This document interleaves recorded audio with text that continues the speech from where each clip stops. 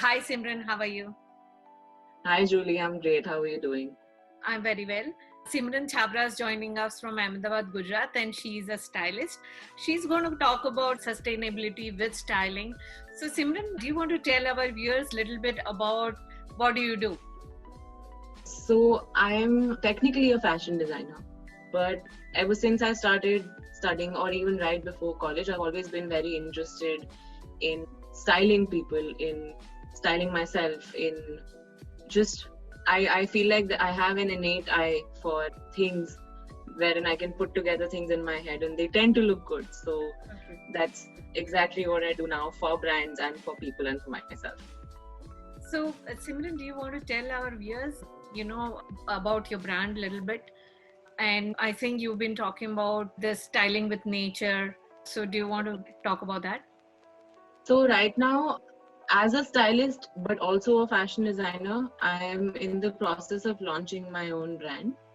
It's called Sich, and it's short for Simran Chabra, but also Sich, which means so in Hindi, which directly connects to nature.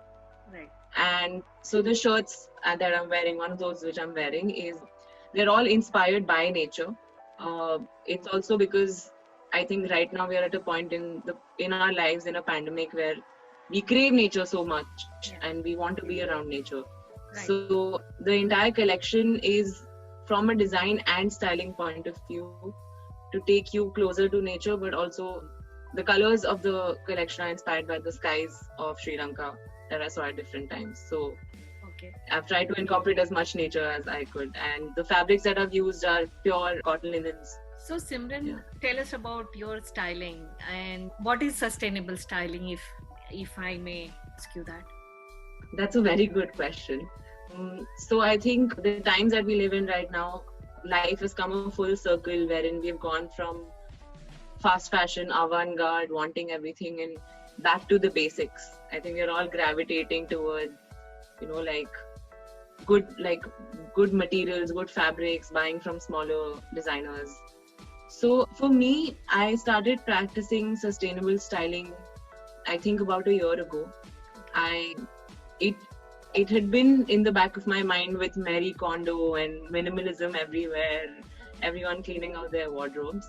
So I am trying to follow this concept of a capsule wardrobe. I am not sure if you're familiar with it. But so I think let's explain to our viewers what is a capsule wardrobe. Okay, so this woman a few years ago, I don't want to get my facts wrong, so I'm not going to name anybody, but she came up with the concept of a capsule wardrobe, wherein she said that as human beings, we live in this society, we do not need more than 36 items in our wardrobe. Those 36 items include shirts, dresses, 2 coats, and bottoms. And within those 36 items, we can mix and match, and that entire 36 items can just make our wardrobe. Okay. So, and I think that was a great concept that we have now started gravitating towards, because I feel, how do I say it? The more we buy, fashion changes every day. And the world we live in, it encourages you to buy new things every day. Right. But the more we buy, the more ends up in the waste. So the cycle of, how even the clothing, I think the clothing sector is the third largest sector contributing to climate change, the depletion of climate change. So I think capsule wardrobe as a concept is great for anybody to follow, because it's fuss free. You have only 36 items to choose from. There are only so many combinations you can make. So when you get ready in the morning, you don't have to think, oh my God, what am I supposed to wear? Yeah. Apart from capsule wardrobes, one more thing that I have seen very recently that has been going on with my friends is thrifting. I don't know if you know about it. There are so many thrift stores online. Yeah. And I think it's great. Instead of buying from fast fashion companies, since you spoke about sustainability, I also like to consider sustainability in the aspect of not only nature, but also the aspect of the workers getting paid. Yes. the workers who make our clothes in some other country, or maybe in our country who is staying at the grassroots and they do not have a direct contact with fashion. All around the world, I feel like it's better to directly buy from the creator. Right. So like thrifting is one of the things, and there's upcycling that I've also been practicing, and I've been trying to get my friends to practice it, which is repairing your old clothes. Like if there's a rip, you can try and embroider it. There's a great thing that one of my friends came up with. You give her your clothes, it can be torn, worn, and she will embroider over it. Oh wow. And and I think it's such a great use of someone's talent, and you have your clothes back as new, even better actually. Yeah. So I think tell us then, how do you style, suppose have an individual client, how would you style with sustainability, according to, so do you style their wardrobes, or do you style them for an occasion? Can you just throw some light onto that? So it depends on them, whatever their requirements are. I do both. I can, I'm a consultant also, and I'm a personal stylist. So when it comes to sustainability, since it's the client calling the shots on how they want to look, right, what I try and do from my part in being sustainable is I try and buy from smaller designers, or source from local designers as much as possible, people who I know and who I see working hard to build themselves up. Yeah. One more thing that I do is, Gujarat is known for its textiles. There are so many artisans here. So very recently, I think I had to shoot for a client, and I decided to source. I know this Ajrak block print person in Ajrakpur in Bhuj. So instead of going online and buying something or sourcing something, I decided to call him and said, hey, because he's the person who color dyes the fabric, prints it, and I've seen him work hard. Right. So for me to practice sustainability for a client, I try and go as much to the creator as possible instead of contributing to the fast fashion world.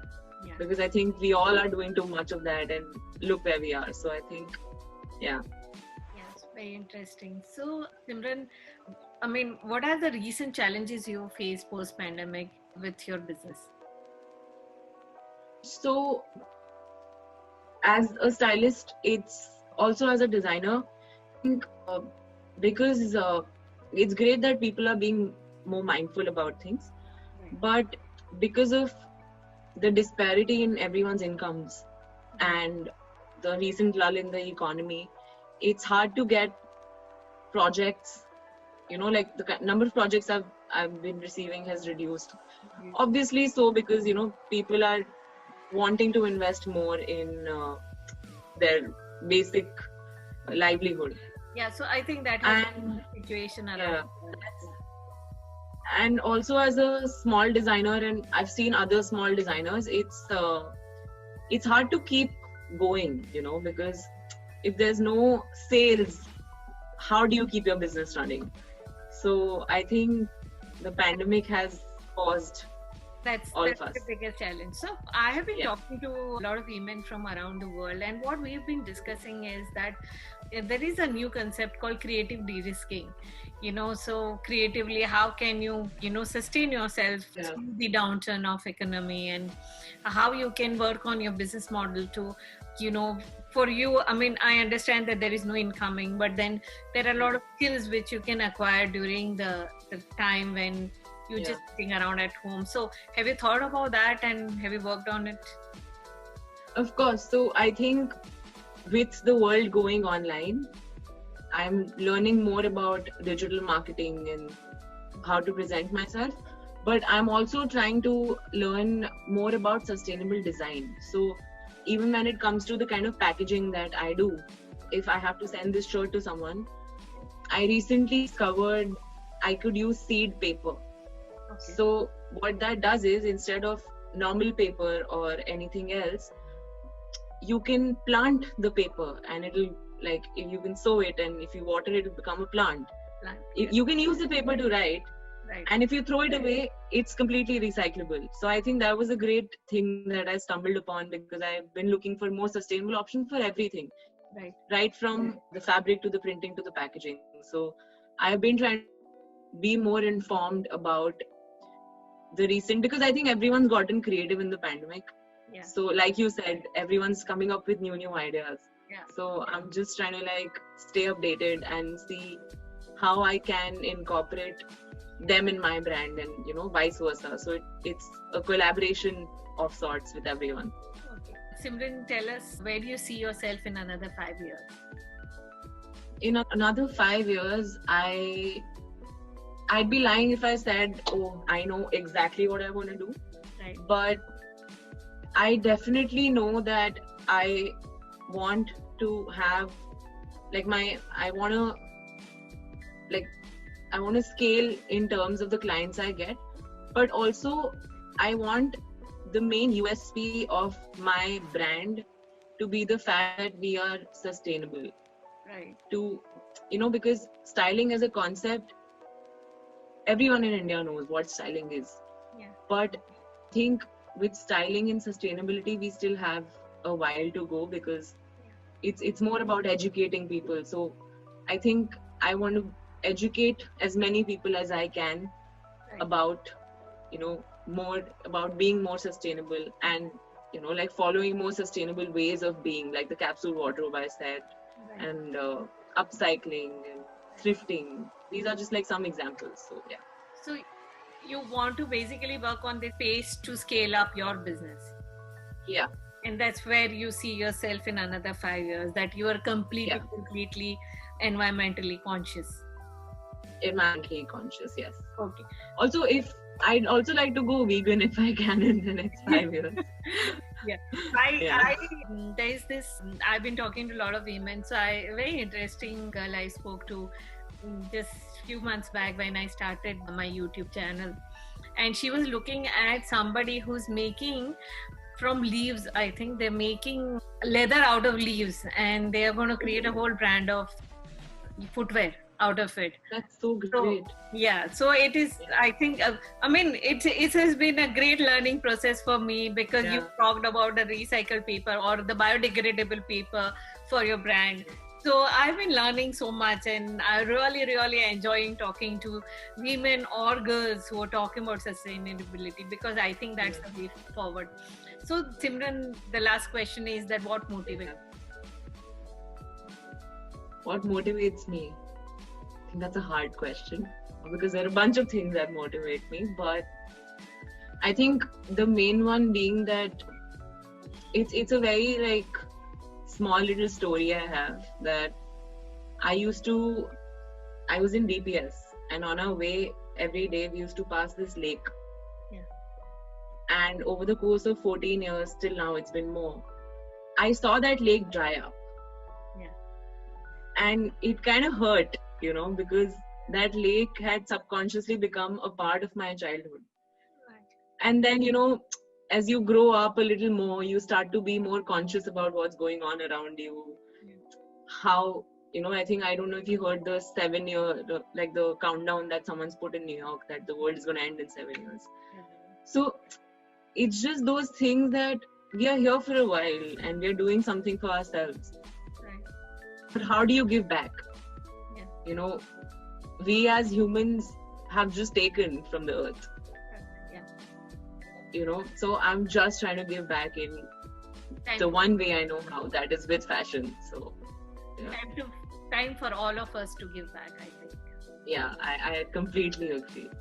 So thank you so much, Simran, for taking out time to giving me this interview.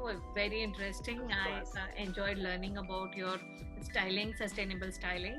And if you are new to my channel and viewing this for the first time, we have wonderful girls like Simran on this platform on a regular basis. So do subscribe to my channel. Thank you so much, Simran. Thank you, Julie. Thank you so much for having me. It was a really great conversation. Thank you. It was a great conversation. Thank you.